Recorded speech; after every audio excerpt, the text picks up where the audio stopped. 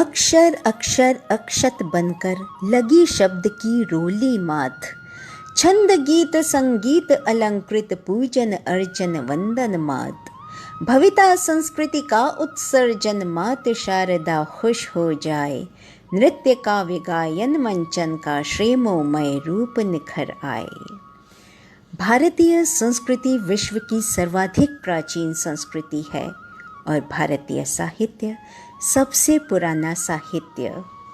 आज आवश्यकता है कि हम हमारी संस्कृति को और हमारे साहित्य को अक्षुण्ण रखें और इसी उद्देश्य की पूर्ति के लिए गठन हुआ है रचनाकार एक साहित्यिक एवं सांस्कृतिक क्रांति का, जिसके प्रमुख उद्देश्य हैं हिंदी साहित्य को विश्व स्तरीय पहचान दिलाना, इसके लिए नवांकुरों को उचित पटल प्रदान कराना, उनकी रचनाओं को प्रकाशित कर लोगों तक पहुंचाना, हिंदी के उन रचनाकारों को सम्मानित करना जो राजनीतिवश गुमनामी के अंधेरों में छुपे रहते हैं, अंतर्राष्ट्रीय प्रतियोगिताओं का आयोजन करके प्रतिभावान लोगों को आगे बढ़ाना, नृत्य, नाटिका, नाट्य, संगीत, गीत द्वारा भारतीय संस्कृति का संरक्षण एवं उत्थान, नवोदित कलाकारों को मुख्य धारा में लाना।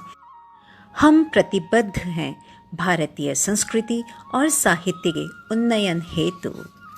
तत्परिवर्तनम भवः, परिवर्तन विचारों का, परिवर्तन संस्कारों का, एक उन्नयन हेतु, एक चेतना हेतु, यही ध्येय वाक्य है।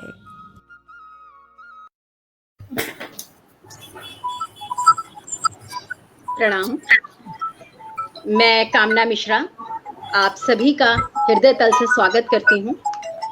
मैं सर वो पीछे से साउंड आ रही है। भाई साहब वो जोड़ी नहीं पा रहे हैं, वो बोल रहे हैं मैं कब से चेष्टा कर रहा हूँ। जी, मैं कामना मिश्रा दिल्ली से आप सभी का रचनाकार के पटल पर हार्दिक स्वागत व अभिनंदन करती हूँ। आज हम एक विशेष उद्देश्य से यहाँ एकत्रित हुए हैं। जैसा आप सभी को विदित है कि सनातन संस्कृति सबसे प्राचीन संस्कृति है हमारी, और हमारी जो सनातन संस्कृति है वो विज्ञान से जुड़ी हुई है, उसके सारे तथ्य वैज्ञानिक हैं। इसी बात का आधार लेते हुए कि सनातन संस्कृति का विज्ञान से क्या संबंध है, इसी पर आज हम परिचर्चा आरंभ करेंगे। तो मैं आप सभी को परिचय दिला दूं। आज हमारी संस्था रचनाकार के जो संस्थापक है आदरणीय श्री सुरेश चौधरी जी, वे यहाँ उपस्थित हैं। सर, आपका बहुत स्वागत है। आदरणीय सुरेश सर, बहुत स्वागत है आपका। मैं इनका क्या परिचय दूं? सर को का परिचय देना तो सूरज को जैसे दिया दिखाने के बराबर है। बहुत बड़े प्रकांड विद्वान हैं, इंडस्ट्रियलिस्ट हैं, भारत के टॉप 100 इंडस्ट्रियलिस्ट में से एक रहे, और सीए भी हैं और कोलकाता से हैं। और सर ने लगातार आध्यात्म में और साहित्य में इतना योगदान दिया है, प्रकांड विद्वान हैं, और स्वास्थ्य समस्याओं के चलते भी वे लगातार अध्ययनरत हैं। रोज ही नए सृजनात्मक रचनाएं उनकी पढ़ने को मिलती हैं और बहुत कुछ हमें उनसे सीखने को मिल रहा है। आदरणीय सुरेश सर, आपका बहुत स्वागत है। धन्यवाद। और आप धन्यवाद सर। मैं आज हमारे साथ एक विशिष्ट अतिथि हैं, मैं उनका परिचय करा दूं। जब तक अनुज जी जुड़ते हैं तब तक मैं उनका परिचय करा देता हूं। हमारे साथ जुड़े हुए हैं डॉक्टर उमेश सिंह बैद। वो मेरे परम मित्र हैं, घनिष्ठ मित्र हैं, और संजोग की बात है कि हम और ये दोनों अगल बगल ही रहते हैं। एक ही कॉम्प्लेक्स में पहले रहते थे, अभी अगल बगल वाली बिल्डिंग में आ गए, पहले एक ही में थे। और इनके बारे में मैं क्या कहूँ, जितना अध्यात्म का ज्ञान और शास्त्रों का ज्ञान इनको है, मैंने अपने जीवन में किसी को नहीं देखा। कितना लिखते हैं, कितना करते हैं। बहुत स्वागत है सर आपका, बहुत स्वागत है। कितना लिखते हैं, कितना पढ़ते हैं, ये तो मैं नहीं बता सकता, मगर मैं निसंकोच ये कह सकता हूँ कि मैंने शास्त्रों के बारे में इनसे ज्यादा ज्ञानी आदमी अभी तक नहीं देखा है। अगर मैं कहूँ कि अगर लोग कहते हैं कि ओशो रजनीश ज्ञाता थे, तो मैं इनको उससे कम नहीं समझता। इनके ज्ञान को उनसे कहीं भी कम नहीं परखता हूँ मैं। और जब भी मुझे कहीं अटकता हूँ मैं, तो फटाक से फोन कर देता हूँ। हाँ, चाहे सुबह के 4 बजे हो या 5 बजे हो या रात के 12 बजे हो कि उमेश जी बताइए कहाँ गड़बड़ हो गई मेरे से, क्या बात है। और ये भी मेरे को कर लेते हैं। ये हम लोगों में आपसी ये है कि जब इनको इनके मन में होती है तो ये भी समझ नहीं देखती कि क्या समय है क्या नहीं है, ये भी कर लेते हैं। तो ये हमारा सौभाग्य कि हम लोग दोनों का आपसी तालमेल ऐसे बैठा हुआ है। मैं इनका हृदय से स्वागत करता हूँ। स्वागत है उमेश जी। बहुत स्वागत है। और ये हमारा सौभाग्य है कि आपके जैसे प्रकांड विद्वान यहाँ हैं, तो आज जो ज्ञान वर्षा होगी हम सभी के ऊपर उससे हम सभी लाभान्वित होंगे। और अब मैं आपसे परिचय करा रही हूँ आदरणीय श्री अजय गोयल जी का, जो वर्तमान में तंजानिया में हैं, चार्टर्ड अकाउंटेंट हैं, तंजानिया में कार्यरत हैं। 1 दशक से ज्यादा वे काव्य पाठ कर रहे हैं, 1 दशक से ज्यादा हो गया उन्हें। बहुत अच्छे साहित्यकार हैं और हरिओम पवार जैसे प्रसिद्ध कवि के साथ उन्होंने मंच साझा किया है। आदरणीय अजय गोयल जी, आपका बहुत बहुत स्वागत है। बहुत बहुत धन्यवाद कामना जी। जी, तो अब हम परिचर्चा अपनी आरंभ करते हैं। आचार्य अनुज जी की हम प्रतीक्षा कर रहे हैं, जैसे ही वे जुड़ेंगे तुरंत हम इस पर चर्चा को आगे बढ़ाएंगे, उनसे भी हम प्रश्न करेंगे। तो सर, आदरणीय उमेद सर जी। हाँ जी, हाँ जी, मैं आरंभ करूं जी। आदरणीय उमेद सर, कुछ प्रश्न हैं आपसे जो हमारे दर्शक बहुत जिज्ञासु होंगे जानने के लिए। जैसे कि सभी को पता है कि सनातन धर्म और संस्कृति वैज्ञानिक ही आधारित है, उसका सारा आधार वैज्ञानिक है। तो मेरा प्रश्न यह है सर कि गीता और वर्तमान विज्ञान का क्या अंतर संबंध है? आप कृपया इस पे प्रकाश डालें आदरणीय।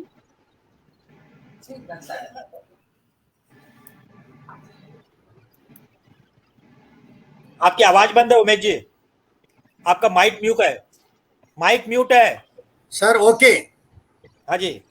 आप सबका स्वागत। मुझे प्रश्न ने हर्षित किया है। गीता जो है हमारे भारत से निकलने वाले सभी दर्शनों का सार तत्व है।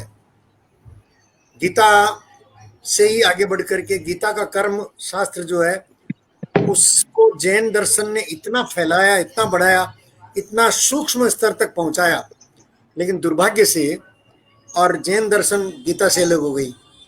सनातनियों का ये दुर्भाग्य रहा कि उन्होंने गीता को अपना कहा तो जैनों ने छोड़ दिया। मैं मूल प्रश्न पर ही रहूँगा कि विज्ञान गीता से कितना जुड़ता है, कैसे जुड़ता है। देखिए, थोड़ी ये कठिनाई है, विज्ञान की कठिनाई है कि विज्ञान जो है वो सिर्फ उतने को ही स्वीकार करता है जितना इन आंखों के सामने उसको दिखाई देता है। विज्ञान इन चर्म चक्षुओं के पार किसी सत्ता को स्वीकार नहीं करता। वैज्ञानिकों की जिद है कि मेरी टेबल पर जो आए, जिसे मैं तोड़ सकूं, मरोड़ सकूं, गोल्ड पार्टिकल की खोज में बोसोन तक को तोड़ डालूं, ऐसी इस उल्टे सीधे प्रयोग में विज्ञान लगा है। इसलिए विज्ञान जो है वो क्वांटम जैसी समस्याएं देता है। भारत हर समस्या का समाधान करता है। मित्र सुरेश जी जानते हैं कि अभी भी क्वांटम और ओकल्ट में शोध रहता हूँ। दूसरी तरफ हमारा भारत का जो अध्यात्म जिस रास्ते चल पड़ा है वो माने ही बैठा है कि भारत तो विश्वगुरु है ही, बेशक विश्वगुरु है, लेकिन आचरणों से गुरुत्व आता है। ओ मेरे भारत शब्दों से नहीं आता। एतद् देशस्य प्रसूतस्य सकाशादग्र जन्मने स्वम स्वम चरित्रम शिक्षेरन पृथिव्या सर्वमानवा। ये विज्ञान जब जीवन में उतरे और मानवता के तल पर उतरे तो फिर और सारे रहस्य खुलते हैं, तो फिर नए आयाम। मेरी शायद रमणी मेरे साथ है, मुझे शक्ति पास में स्वागत है मैम। प्रणाम। तो बात ये चल रही थी कि चरित्र या आचरण से दूर हो गया। हम जो है वो चरणों की वंदना करने लगे। हम ये कहने लगे कि भगवान के चरण कमलवत हैं। हम ये भूल गए कि कमलवत आचरण है। हम कहने लगे कमलवत चरण कहा तो फिर मुख भी कमलवत, हाथ भी कमलवत, और चरण बदल के आचरण में आ जाए। वास्तव में आचरण ही है, प्रणाम आचरण को ही होता है। और आचरण जो है ना वो प्रतीकात्मक रूप से चरणों में इस तरह आता है कि उस व्यक्ति की गति क्या है, किधर जा रहा है वो। महाजनो येन गतः स पंथा, तो चलते हैं चरण। तो इसलिए हम उनके चरणों का अनुगमन करें। अनुगमन करने का अर्थ यह कि आचरण में आए हमारे राम और कृष्ण। आचरण में आएंगे तो कोई भी कह देगा कि राम और कृष्ण से आगे जाने की भारत की जरूरत है, और आगे जाने का रास्ता विज्ञान दिखाता है। विज्ञान जिसे 8 साल का बच्चा माना जाता है, साल की भाषा में। हमारे देश के कई उपदेशक कहते हैं विज्ञान तो 8 साल का बच्चा है, अभी वो हमारी टक्कर में क्या आएगा। विज्ञान कहता है तुम बूढ़े हो गए, तुम आउटडेटेड हो गए, जाओ, कौन मानेगा तुम्हारी बात। बच्चे मजाक उड़ाते ही हैं, मेरा भी बहुत मजाक उड़ाते हैं। मेरा भी इस दाढ़ी का, माला का, मेरी पोती मजाक उड़ाती है, खूब मस्ती से, मजा आता है। तो विज्ञान मजे उड़ा रहा है अध्यात्म, हमारे आध्यात्मिक पुरुषों के। आध्यात्मिक पुरुष जो है वो अपनी अकड़ में डोल रहे हैं। अरे भाई, जैसे मुझे चलने के लिए मेरे पोती का हाथ चाहिए, आज हमारे अध्यात्म को समर्थन के लिए विज्ञान का उंगली पकड़नी पड़ेगी। विज्ञान ने जो समस्याएं, जहां अटका हुआ है विज्ञान, छोटा बच्चा अटकता है तो हम बड़ों का दायित्व है ना उसको बाहर निकालें। 5-4 जगह पर अटका है।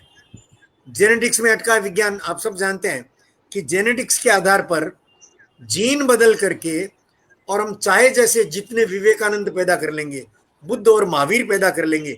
ये घोषणाएं कब? 1970 से पहले, जब डॉक्टर हरगोविंद खुराना ने और जीन पर नोबेल पुरस्कार लिया था, जीन की खोज पर, तब से हम आसाम में बैठे हैं। कोई विवेकानंद रिप्लिकेशन नहीं हुआ। रिप्लिकेशन हुआ तो कोई बकरी को बना लिया, गाय को जर्सी बना दिया, और पौधों को नए नए शेप में डाल दिया। ये जीन के खोज का परिणाम निकला, पॉजिटिव अर्थ में नहीं निकला। क्यों नहीं निकला? क्योंकि जब तक विज्ञान की दृष्टि या विज्ञान का स्वर अध्यात्म से नहीं जुड़ता, तब तक ये चक्र पूरा नहीं होता। मित्रों, आप सब जानते हैं, या जो नहीं जानते उनको सुनकर आश्चर्य होगा कि विज्ञान की सारी दौड़ जो है गणित में चलती है। आप जानते हैं अच्छे से, फिजिसिस्ट हो, केमिस्ट हो, सब विज्ञान की सारी खोजें गणित के आधार पर चलती है। वैज्ञानिकों ने गणित में 1 से 9 तक तो बहुत आराम से दौड़ लगाते हैं सारी, 1 से 9 तक, और ट्रिग्नोमेट्री के जितने चित्र हैं उन सब में मिलाकर वो गति बना लेते हैं। कई तरह की गणित का उपयोग कर लेते हैं, बीजगणित, रेखा गणित और सेट थ्योरी और सब आ जाता है। लेकिन जहां 0 आता है और जहां इन्फिनिटी आता है, वहां वैज्ञानिक बच जाते हैं, सावधान करते हैं कि इधर मत जाओ। जैसे स्टीफन हॉकिंस ने चेतावनी दी कि रोबोटिक्स को जेनेटिक्स से मिलने मत दो, नहीं तो इसका ये आर्टिफिशियल इंटेलिजेंस मिला करके और मानव के लिए सबसे बड़ा खतरा बन जाएगा। खतरा बन गया है। ये जो कोरोना है, ये रोबोटिक्स, जेनेटिक्स और ह्यूमन इंटेलिजेंस पकड़ा हुआ सुपर रोबोट है ये। और ये मानव की चालाकी को इसने समझ लिया है। चालाकी को समझकर आप याद करिए रोबोट 2 या रोबोट 1 भी, और अपना रूप बदल करके और संकट रूप में बना रहता है। अंत कैसे करता है? भारतीय फिल्में बहुत वास्तविकता के धरातल को छूती हुई, हॉलीवुड में जो फिल्में बनी है वो बहुत पूरी कल्पनाशीलता से, मैं बात करूंगा मित्रों। तो ये सारा का सारा आदमी का बनाया हुआ मशीन, और अब आदमी को क्यों परास्त कर रहा है? क्योंकि उस ह्यूमन इंटेलिजेंस की सबसे पहली मांग है कि ये धरती बचे। आप अपने दिल से पूछिए कि जब कोई बात आएगी कि मैं बचूं कि धरती बचे, मैं बचूं कि मेरा परिवार बचे, मैं बचूं कि मेरा देश बचे, तो पहले कौन बचे? मेरा परिवार बचे, मेरा देश बचे, मेरी धरती बचे। ये भारत में ही होता है, क्योंकि भारत का स्वर जो है वो मैं नहीं तू, और सर्वे भवन्तु सुखिनः सर्वे सन्तु निरामया, ये दर्शन जो है ना, वो भारत आज के विज्ञान का समस्या हल करने में ये दर्शन काम आ रहा है। इसलिए होता है ऐसा कि भारत के संकल्प के आगे झुककर चाइना अपने कदम पीछे लौटाता है। पूरी दुनिया हतप्रभ है कि पहली बार हुआ है चाइना में ये। मैं ये भारत का महत्व इसलिए बता रहा हूं कि भारत का दायित्व है कि विज्ञान जिन समस्याओं में फंसा पड़ा है, एक समस्या मैंने जेनेटिक्स बताई, दूसरी समस्या क्वांटम की है। क्वांटम से उसका एक जो नया आयाम है, नए डायमेंशंस में, और हम खोज नहीं पा रहे हैं नए डायमेंशंस क्या है, उलझे हुए हैं। गूगल सर्च करके देखिए, कोई 5 बताता है, कोई 11 बताता है, कोई 15 बताता है, कोई 21 बताता है। अभी तक गिनती भी तय नहीं हुई है। और 5, 11 और इसी से संबंधित मैं पूछना चाहती हूँ कि जो हमारे वैज्ञानिक आविष्कार हैं, उनका पहले से ही हमारे शास्त्रों में उल्लेख किया गया है, ऑलरेडी वो उल्लिखित हैं। तो इस विषय में आप बताइए, जो ऑलरेडी आविष्कार हम अब कर रहे हैं वो ऑलरेडी हमारे शास्त्रों में है, और जो मॉडर्न साइंस है वो इस बात को नहीं मानता, माइथोलॉजी बोल के उसको रिजेक्ट कर देता है कि हमने तो अभी किया है। पुष्पक विमान भी था, एरोप्लेन बहुत बाद में आया। सर, इस विषय में आप बताइए। जो आदरणीय, मैं इस विषय में जानबूझकर बचता हूं, क्योंकि ये विषय हमको अतीत के मोह से जोड़े रखता है। अतीत के मोह से बाहर निकलो मां, हमको भविष्य को पकड़ना है। अतीत के मोह में अटके हुए अपने आप को विश्व गुरु मान करके हम अपना नुकसान कर रहे हैं। आप ये ज्ञान सारा, मेरे मित्र, मैं भी उनसे पूछता हूँ, सुरेश जी से लीजिए, उनके पास बढ़ा पड़ा है ये खजाना। मुझे भी जरूरत होती है तो मैं सारे रेफरेंस उनसे लेता हूँ। मुझे क्षमा करिए आप, मुझे साफ दिखता है कि उसमें अटके रह गए। अतीत के गौरवगान से बाहर निकलो, कुछ नहीं होगा। विज्ञान हंसी उड़ाता है आपकी, विज्ञान ज्योतिष की हंसी उड़ाता है। इतना बड़ा हमारे पास, अरे विज्ञान है पूरा का पूरा ज्योतिष। और चूंकि भारतीय संस्कृति से जुड़ गया है, भारत को विश्व गुरु बनाने के लिए वो सिद्ध है। इससे बड़ा और प्रमाण क्या चाहिए? लाखों वर्ष पहले की घटना हम पल छीन के बता देते हैं, लाखों वर्ष बाद की घटना बताते हैं। इससे बड़ा वैज्ञानिक उपकरण या प्रमाण क्या चाहिए? और बाकी सब छोटे हैं। हमने काल को जीता है, हम अकाल पुरुष हैं। कोई छोटी बात है ये कहना कि वयम अमृतस्य पुत्रा, कोई छोटी बात ये कहना कि मैं मरता नहीं हूं। भारत में तो आज आप भी कह देंगे कि मैं मरता नहीं हूं, आप भी कह देंगे कि वासांसी जीर्णानि यथा विहाय नवानि गृणाति नरोपराणि। हम मरना नहीं जानते बेटा, माँ बेटा सब कहूंगा, मित्र भी कहूंगा। ये सारा का सारा भारत के पास पहले से पड़ा है, लेकिन उसको नए शब्दों में, नए संदर्भों के साथ जोड़कर विज्ञान की सहायता लेनी पड़ेगी हमको। विज्ञान के क्वांटम को पकड़ना पड़ेगा हमको, विज्ञान के क्वांटम को पकड़कर उसका हल देना पड़ेगा, उससे हाथ मिलाना पड़ेगा। जैसे मैं अपनी पोती का हाथ पकड़े बिना और 2-3 किलोमीटर सुबह भ्रमण भी नहीं कर सकता, और मेरी पोती भी खुश होती है, हाँ, तो विज्ञान भी खुश होगा, पूरा जगत धन्य होगा। भारत की बात सुनने के लिए पूरा जगत तैयार बैठा है। आज भारत के संकल्प के आगे चाइना क्या झुका है? पूरी दुनिया अब शायद भारत के, चाइना के शरणार्थियों के लिए दरवाजे खोल दे। चाइना बहुत बड़े संकट में है ना, करोड़ों लोग मर रहे हैं। ये जो नेचुरल कैलेमिटीज के अंदर फंसा है, चाइना में सबसे ज्यादा है पूरी दुनिया में। अमेरिका, रसिया वगैरह सब फंसे हैं। अकेला भारत जो है वो जीत के विश्वास से आगे बढ़ रहा है। अकेला भारत है दुनिया में। बिल्कुल। इसी बात को आगे बढ़ाते हुए एक प्रश्न पूछना चाहता हूं मैं कि जैसे आपने कहा कि विज्ञान के अंदर थे हम, मगर हम थे को भूलकर है के अंदर आना पड़ेगा। हाँ जी, मुख्य प्रश्न यही है, थे को भूलकर हमें है के अंदर आना पड़ेगा। जी सर। और है के आने के लिए हम थे को पूरा भूल नहीं सकते हैं, थे को रेफरेंस पार्ट में रखना ही पड़ेगा। और क्या बात है, मजा आ गया। बोलिए सुरेश जी, बोलिए, आगे बोलिए प्लीज। तो इस है को आगे बढ़ाने के लिए हमें क्या करना चाहिए? मैं आपको छोटा सा इशारा करता हूँ। मैं है को बढ़ाने के लिए क्या करना चाहिए का अर्थ मैं पूछ रहा हूँ, क्या नीति अपनानी चाहिए हमें कि हम इस है को आगे बढ़ाएं, हमारे थे को याद करते हुए, और दोनों का सामंजस्य बना रहे, लोगों को यह पता भी चले कि हम क्या थे और क्या हैं और क्या कर सकते हैं। जी, वो अतीत हमारा मूल है, उसी पर है सब कुछ खड़ा हुआ। सुरेश जी, अतीत मूल जरूर है, इनका वैद्य का जो कहना है, हम खाली अतीत को लेकर ही नहीं चल सकते हैं, हमें वर्तमान को जीवित करना पड़ेगा।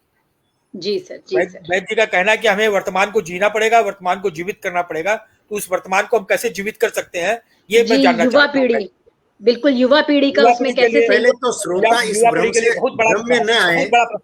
हाँ जी, पहले तो श्रोता इस भ्रम में नहीं आए कि इस प्रश्न का उत्तर सुरेश जी नहीं जानते। सुरेश जी को मैं जानता हूं कि वो जानते हैं, लेकिन मैं उन्हीं का, वो मेरे पास बैठे हैं तो मुझे आसानी है उत्तर देने में। देखिए, अतीत के बिना वर्तमान बनता नहीं है। हम अतीत की सुदृढ़ पृष्ठभूमि पर खड़े हो सकते हैं, उसके बिना वर्तमान बनता नहीं है। और हमारा सारा अतीत वर्तमान है, पूरा अतीत आदि मानव से लगाकर अब तक जितने संस्कार हैं वो यूं के यूं आप में, आप में, आप में, आप में, मुझ में, सब में यूं के यूं आदि मानवीय वृत्ति जो है वो सत्य को खोजने में लगी है, आदि मानव से लगाकर अब तक। हम इससे बच नहीं सकते। असतो मां सद्गमय, तमसो मां ज्योतिर्गमय, मृत्योर मां अमृतम गमय। ये किसी ऋषि की कामना नहीं है, ये ऋषि ने देखा कि हम निरंतर चल रहे हैं, उस तरफ बढ़ रहे हैं, मानव बढ़ रहे हैं। बुद्ध होकर कहीं निकल गए, कहीं महावीर होकर निकल गए, पर यात्रा तो जारी है। यात्रा हमारी अनादिकाल से जारी है। तो हमारा पूरा अतीत, मेरा पूरा अतीत मेरे साथ है, नंबर 1। नंबर 2, अतीत विगत नहीं है। मेरा जो भूत है वो अतीत नहीं हो गया है, वर्तमान है, जिस जमीन पर मैं खड़ा हूं। और इस समीकरण से मैं देखता हूं, आप भी देख पाएंगे बहुत आसानी से, कि भविष्य भी आएगा ऐसा समीकरण नहीं है। भविष्य भी अतीत के साथ वर्तमान है। हमको इसका अनुभव कर लेना है, खाली हमको उद्घाटित कर लेना है। सुरेश जी, हमको कुछ करना नहीं है, हमको खाली समझना है। मानव के पास समझने के सिवा दूसरा कुछ करना ही नहीं है। ये सारी पढ़ाई, बिल्कुल सहमत हूँ। आदरणीय अजय गोयल जी, आपके पास भी कुछ प्रश्न होंगे तो कृपया आप भी सर से प्रश्न पूछिए। अजय जी, मैं आपका स्वागत करता हूँ। जी, बहुत बहुत धन्यवाद मुझे अवसर देने के लिए। इतने ज्ञानी लोग बैठे हैं तो बीच में बोलना ज्यादा उचित नहीं लगा मुझे। लेकिन फिर मैं वापस उसी बात पर आता हूँ जो अभी हमारे आदरणीय वैद्य जी बोल रहे थे और सुरेश सर ने भी बोला कि कैसे अतीत को वर्तमान से जोड़ करके भविष्य की कड़ी को पिरोया जाए। तो देखिए, अगर जो हमारा कुछ अतीत अगर स्वर्णमयी रहा है, सुनहरा रहा है, तो उसे भूलने का तो कोई औचित्य ही नहीं है। मैं अभी, हम लोग जब कार्यक्रम का आरंभ होने से पहले भी बात कर रहे थे, तो हमारी गलतियां कहाँ हैं, उन गलतियों को हमें सुधारना पड़ेगा। जैसे सुरेश सर ने बहुत सारे ग्रंथ लिखे हैं, आदरणीय वैद्य साहब ने भी बहुत सारे ग्रंथ लिखे हैं, और आप लोग इतने जानकार लोग हैं, ज्ञानी लोग हैं। अब मेन जो विषय है जहां पर हम लोग अटकते हैं वो ये कि हमारी जो नई जनरेशन है, नई पीढ़ी है, उन ग्रंथों को या उस ज्ञान को पढ़ती नहीं है, समझना ही नहीं चाहती है।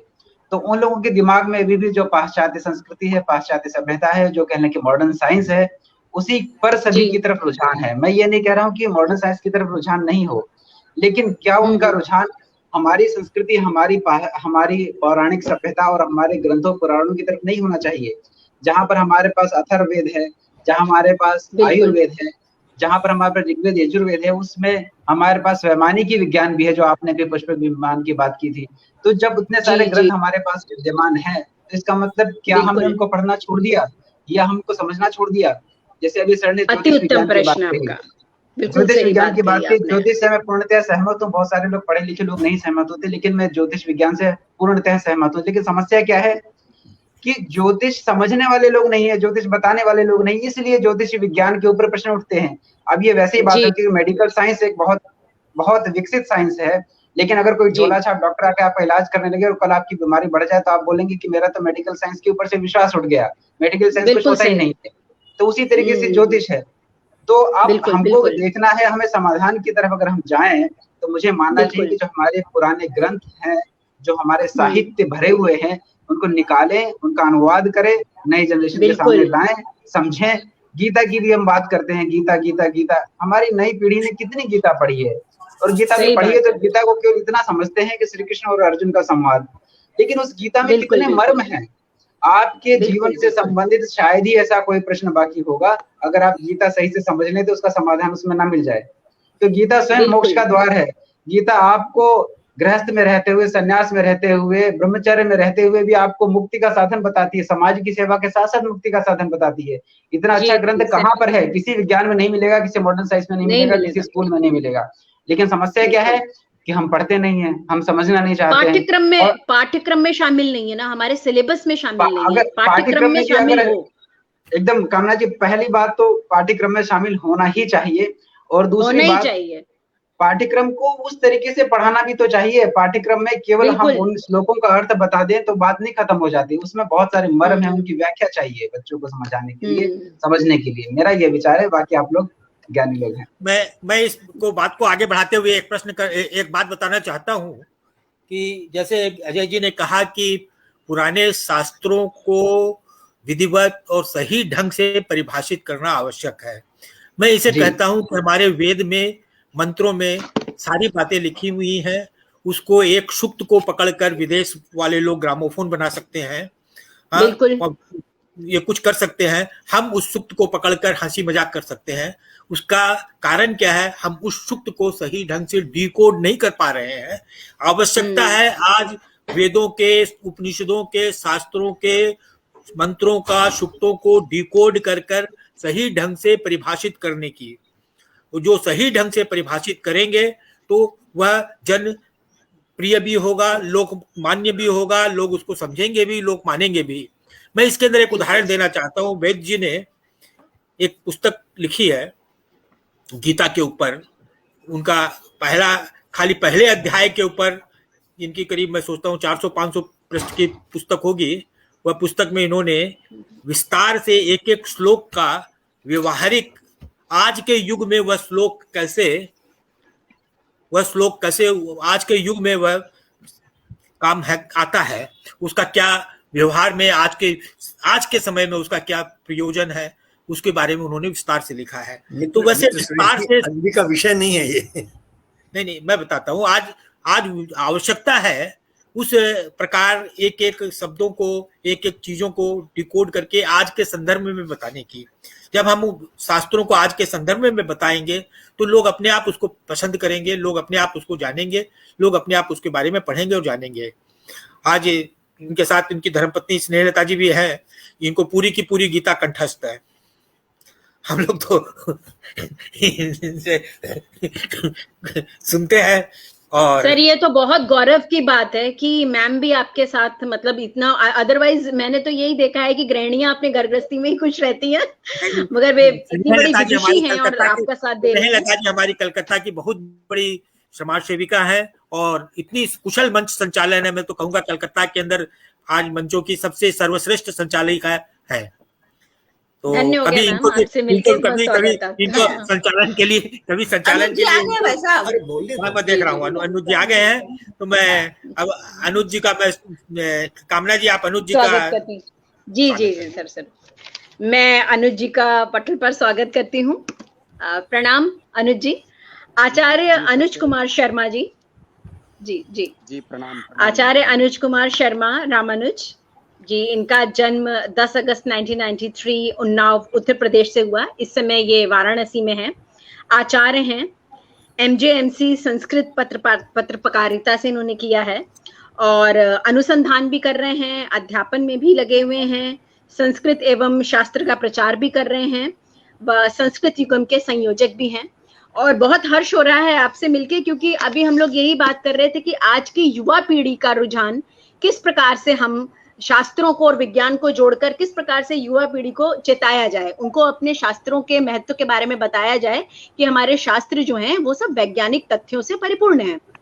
तो अनुज जी इसका जीता जागता उदाहरण है, क्योंकि आप युवा पीढ़ी का प्रतिनिधित्व कर रहे हैं। तो अनुज जी मैं आपका स्वागत करती हूँ और आपसे मेरी विनती है कि आप अपने विचार रखिए कि शास्त्रों और विज्ञान का जो आपसी संबंध है, जिससे हमारी आज की युवा पीढ़ी अनजान है, उसके विषय में आप कुछ बताइए कि इस और हम क्या कर सकते हैं युवा पीढ़ी को जागृत करने के लिए शास्त्रों की तरफ रुझान। सबसे पहले तो आप सभी को मेरा सादर प्रणाम।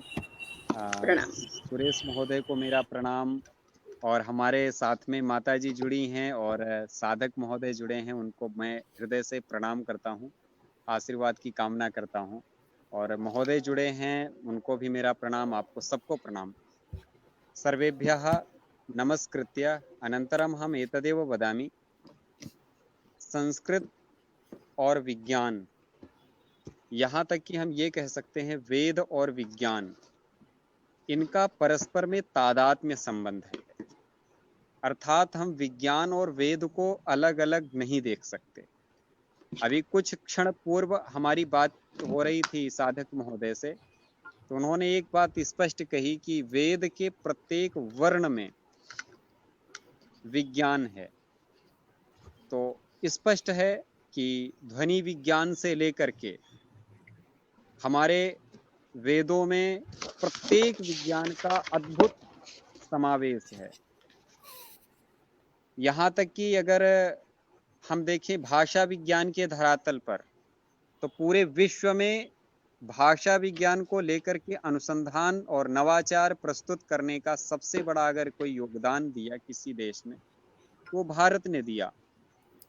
और वो ध्वनि विज्ञान से लेकर के भाषा विज्ञान तक पर महर्षि पाणिनि, पतंजलि, कात्यायन, वरुरुचि इत्यादि महान आचार्यों ने अपनी अनुसंधान प्रक्रिया के माध्यम से उस विज्ञान को प्रस्तुत किया। कणाद, सुश्रुत, जैमिनी, वरुरुचि से लेकर के हमारी जो परंपरा, अबाध परंपरा गति प्रवाहित हुई, वो वाराह मिहिर तक आकर के ठहरती नहीं है, वो लगातार प्रवाहमान ही रहती है, सतत प्रवाहमान है। तो सबसे पहली बात ये होती है कि हम शास्त्रों में विज्ञान का जब अनुसंधान करते हैं, अन्वेषण करते हैं, तो हम लोगों को ये विचार करना पड़ेगा कि भाषा के स्तर पर आज हम बेशक किसी एक भाषा को विज्ञान की भाषा मानकर बैठ गए हों, लेकिन हमारे वास्तु से लेकर के, हमारे ज्योतिषीय सिद्धांतों से लेकर के, कृषि विज्ञान से लेकर के, प्रत्येक विज्ञान के पहलू को हमारे वेदों ने, हमारे शास्त्रों ने स्पर्श किया है। वो एक बहुत बृहद चर्चा का विषय है। एक एक बिंदु बहुत ही विस्तृत समय मांगता है, बहुत विस्तार मांगता है। तथापि मैंने यहाँ पर सूक्ष्म विवेचन करने का प्रयास किया। अब जैसे वृक्षायुर्वेद को लेकर के हम चर्चा करते हैं कि एक वृक्ष अगर रुग्ण हो रहा है तो उसके उपचार के लिए हम क्या कर सकते हैं, तो इसका वृक्षायुर्वेद में सम्यक तरीके से विस्तृत व्याख्यान किया गया है, विस्तृत विवेचन किया गया है। आयुर्वेद योग को हम थोड़ी देर के लिए उस पर अगर चर्चा ना भी करें तो भी हमारे शास्त्रों में शल्य चिकित्सा से लेकर के विविध चिकित्सा पद्धतियां, प्राकृतिक चिकित्सा पद्धति, आयुर्वेदिक चिकित्सा पद्धति, बहुत चिकित्सा पद्धतियां भी हमारे यहाँ परिपूर्ण हैं, भरी पड़ी हैं। उसके साथ साथ वेदों में, जैसे कि हम लोग जानते हैं, क्वांटम का सिद्धांत भी उपस्थित है, और हमारे वेदों में भौतिकीय सिद्धांतों का भी विस्तृत समावेश है। आप देखें कि यजुर्वेद का एक प्यारा मंत्र है कि सूर्य आत्मा जगतः, जी, ये संपूर्ण जगत की आत्मा सूर्य है। जी, और जी, सूर्य वाह, तो इस जगत के बिल्कुल। संचरण की प्रक्रिया का सिद्धांत या केंद्र बिंदु सूर्य को माना गया। ये अनुसंधान भारतीय अनुसंधान, जी, और ये आज भी जी। सब जानते हैं कि जीवन अगर किसी से संचालित है तो वो सूर्य से संचालित है। एक क्षण भी अवश्य। सूर्य की अनुपस्थिति के बिना विश्व की किसी भी गतिविधि का संचरण संभव नहीं है। तो इसी प्रकार से चंद्र को सोम कहा गया भारतीय संस्कृति में, सोम रस वर्षण कर्ता कहा गया चंद्र को। तो सीधा आप बिल्कुल। लोग देखते होंगे कि जो साधक होते हैं, जो साधना करने वाले लोग होते हैं, उनको ये निर्देश दिया जाता है कि अगर त्राटक करना है, अगर अपने आप को स्थिर करना है, अपने आप को, अपनी आप की मनोवृत्तियों को स्थिर करना है, चित्त वृत्तियों को स्थिर करना है, तो चंद्र त्राटक करें, चंद्र साधना करें। तो बहुत विस्तार है, बहुत विस्तृत गहन चिंतन चाहिए उसके लिए, उसका हम लोग और समय उसके लिए आवश्यक। आदरणीय आचार्य जी, मेरा एक और प्रश्न है आपसे। ये वेद इत्यादि में अग्नि जैसे स्रोतों का बहुत महत्व बताया गया है, यह वैज्ञानिक दृष्टिकोण से आप कृपया इसमें बताएं। जैसे अग्नि है, वे एक ऊर्जा स्रोत है, इसका वेदों में बहुत महत्व है, इसका वैज्ञानिक दृष्टिकोण से आप कृपया थोड़ा प्रकाश डालें। हमारे भारतीय दर्शनों में एक सृष्टि प्रक्रिया है, जी, चाहे वो सांख्य की सृष्टि प्रक्रिया लें या योग की सृष्टि प्रक्रिया लें। हम अगर सांख्य की सृष्टि प्रक्रिया लेते हैं तो उसमें ये माना जाता है पुरुष और प्रकृति ये दो सत तत्व हैं, सत पदार्थ हैं। पुरुष सत है और प्रकृति सत है। प्रकृति त्रिगुणात्मिका होती है, वो तीन गुणों से संपन्न है, और उस प्रकृति के ऊपर पुरुष का प्रकाश पड़ता है। पुरुष प्रकाशक है, पुरुष तेजोमय है, पुरुष चेतनावान है। उस चेतनावान पुरुष का, उस प्रकाशक पुरुष का जब प्रभाव या प्रकाश प्रकृति पर पड़ता है, तो जड़ प्रकृति जो त्रिगुणात्मिका प्रकृति है, सतोगुण, रजोगुण और तमोगुण से संपन्न जो प्रकृति है, उसमें हलचल होती है। तीनों गुणों में विषमावस्था उत्पन्न होती है, और उस विषमावस्था के कारण सृष्टि की उत्पत्ति होती है। तो हम इस तरीके से अगर देखें तो तेज तत्व सृष्टि का कारण होता है, और संपूर्ण सृष्टि का कारण ही तेज तत्व है। और उसके बाद भी देखते हैं, और उसको गंभीरता से अगर देखते हैं तो सृष्टि प्रक्रिया में सबसे पहले महत, महत से अहंकार, अहंकार से पंच ज्ञानेंद्रियां, पंच कर्मेंद्रियां, मन और पंच तन्मात्राएं। पंच तन्मात्राओं में आते हैं शब्द, स्पर्श, रूप, रस और गंध। उनसे सब पंच तन्मात्राओं से उत्पन्न होते हैं पृथ्वी, जल, तेज, वायु और आकाश। उसमें भी तेज की उपस्थिति समीचीनतया है, और तेज के बिना अर्थात तेज तत्व के बिना, अग्नि तत्व के बिना एक क्षण भी जीवन स्थिर नहीं हो सकता। अगर हमारी जठराग्नि समाप्त हो जाए, क्या हमारा जीवन चलेगा? वहीं पर आदरणीय डॉक्टर उमेद कुछ कहना चाहते हैं शायद। आदरणीय डॉक्टर साहब उमेद। डॉक्टर साहब जी, मैं अपने मित्र रामानुज के स्वर में सुर मिलाकर कहता हूँ कि ये पूरी सृष्टि जो है वो अग्नि सोमात्मक है। अग्नि का प्रतीक सूर्य, सोम तो है ही, चंद्र। तो अग्नि पूरी आहूत होती है सोम में। स्वयं को पूरी यज्ञमय जीवन, हमारा यज्ञमय जीवन ही निष्काम कर्म है, कर्मयोग है। तो भारत की जीवन शैली में जो यज्ञमय कर्म है, यज्ञमय कर्म मतलब अपना सर्वस्व समर्पित कर देना भगवान के चरणों में। सर्वधर्मान परित्यज्य मामेकम शरणं व्रज, गीताकार ने घोषणा की। अहम त्वा सर्व पापे, सारे पापों से मुक्त करता है ये समर्पण। ये अग्नि में, अग्नि का सोम में समर्पण और सोम का अग्नि में समर्पण, ये परस्पर यज्ञ में जीवन। और स्त्री पुरुष दोनों का हमारे सारी जो जीवन रचना है वो गृहस्थ आधारित है। हमारे गृहस्थों में अधिकतम संत जो हुए वो दिव्य हुए। हमारे ऋषि गृहस्थ रहे, ऋषि पत्नियां रही। गुरुकुल में ऋषि और ऋषि माता ये दोनों मिलकर पूर्णता देते रहे। हमारे यहाँ अर्धनारीश्वर का जो पूजा है या परिकल्पना है वो दुनिया में कहीं नहीं मिलती। ये अर्धनारीश्वर की परिकल्पना जो है वो जो शिव का स्वरूप है, शिव माने मंगलकारी, अंतिम मंगलकारी शिव ही है।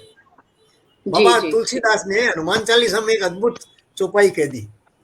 मुझे लोभ आता है, वो जो ये पढ़े हनुमान चालीसा वो ही सिद्धि साखी गोरी सा। कहां से मिला है? हनुमान चालीसा को पढ़े तो सिद्धि हो जाती है। साक्षी कौन है? तो गोरी सा, सीधा शिव को साक्षी बनाया। हमारी सारी कलाएं, हमारी सारी संस्कृति जो है वो शिव से जुड़ती है। सहमत सर, बिल्कुल। आदरणीय अजय जी, आप कुछ प्रश्न करना चाहते हैं आचार्य रामानुज से, तो कृपया कीजिए। जी, मैं अजय गोयल जी। जी, बहुत बहुत धन्यवाद मुझे अवसर देने के लिए कामना जी। मैं वापस उसी पर आता हूं जहां से मैंने अपनी बात छोड़ी थी कि इतनी वार्ता के दौरान मेरे को जो समझ में आया कि अगर हम समाधान की तरफ चलें तो हमें दो चीजों के समाधान की आवश्यकता है। एक तो हमारी नई पीढ़ी हमारे पुराने ग्रंथों को जाने, जो हमारे पुराने प्राचीन ग्रंथों में सब ज्ञान भरा हुआ है उसको नई पीढ़ी जाने। उसके लिए हमें क्या करना है, एक बात हम समाधान की तरफ बात करें। दूसरी बात कि जो हमारे ग्रंथों में लिखा है उनके कुछ लोग तो जानते ही होंगे ना, ऐसा तो नहीं कि चलो ठीक है नई पीढ़ी नहीं जानते, हमारे आपके जैसे लोग नहीं जानते, कुछ तो लोग जानते होंगे।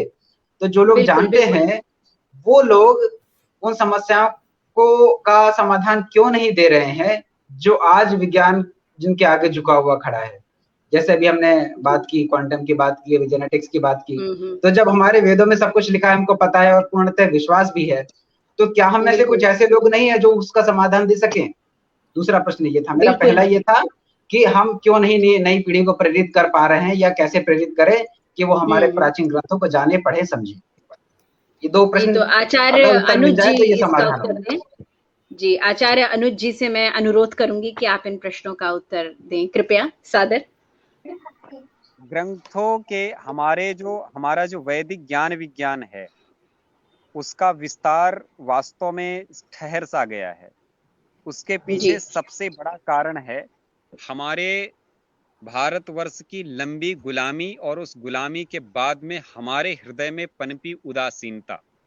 ये दो कारण हैं। सबसे बड़ा कारण है, हमारे देश ने जब आजादी पाई, तो आजादी के बाद हमने सोचा कि हमारे देश का अपना शिक्षा तंत्र होगा, हमारा तंत्र होगा, जिसमें हम अपने सिद्धांतों को प्रतिष्ठापित करेंगे, अपने अनुसंधान होंगे, अपने क्रियाकलाप होंगे। लेकिन जब हमने शिक्षा तंत्र किसको पकड़ा दिया? शिक्षा तंत्र उनको पकड़ा दिया जो भारत में पैदा तक नहीं हुए थे, उनको शिक्षा का विभाग, बिल्कुल, यह भारत विरोधी है।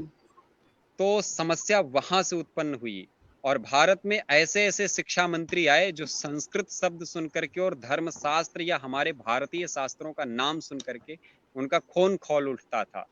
तो ऐसे लोग यहाँ पर शिक्षा मंत्री बनाए गए, मानव संसाधन विकास मंत्रालय उनको पकड़ाया गया। तो उन्होंने एक आंदोलन चलाया कि इसको खत्म कैसे किया जाए, इसको समाप्त कैसे किया जाए। षड्यंत्र समाप्त करने का प्रक्रम कर रहे थे, और हमारी जो गति थी, हम ठहरे थे, हम अपने शास्त्रों के प्रति उदासीन से हो गए थे। तो हमारी ठहरी गति और उनकी वेगवान गति के मध्य में ये संघर्ष चल रहा था। लेकिन कुछ चेतनावान लोगों ने अभी भी उस अस्तित्व को बचा रखा है, जैसे सुरेश चौधरी महोदय जैसे लोग हैं जो अभी भी इतने परिश्रम के साथ में, इतनी अवस्था के बावजूद चिर तारुण्य को लेकर के अपने निरंतर कार्य कर रहे हैं। तो ये हमें लगता है कि हमारे जैसे युवाओं को ऐसे जामवंतों से, हनुमानों में बड़ी प्रेरणा मिल रही है, और हमें लगता है निरंतर प्रेरणा मिलती रहेगी।